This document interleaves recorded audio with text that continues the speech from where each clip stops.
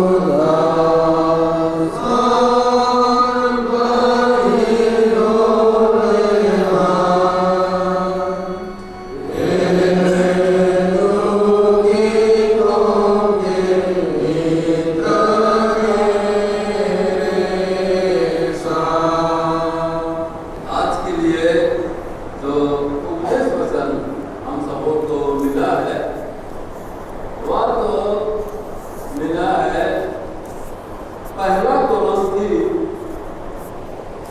अध्याय 15 और पाठ संख्या है 1 से लेकर के 11 पद तक। पहला कोलोसी अध्याय 15 1 से लेकर 11 पद तक। पहला कोलोसी अध्याय 15 और पाठ संख्या है 1 से लेकर 11 पद तक।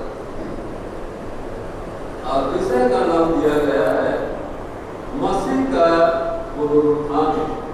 हम लोग ध्यान से सुनेंगे।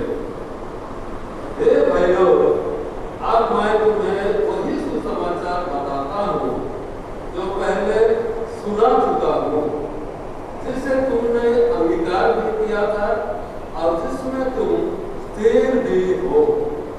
उसी के द्वारा तुम्हारा उद्धार भी होता है, यदि उस सुसमाचार को जो मैंने तुम्हें सुनाया था स्मरण रखते हो, नहीं तो तुम्हारा विश्वास करना व्यर्थ है।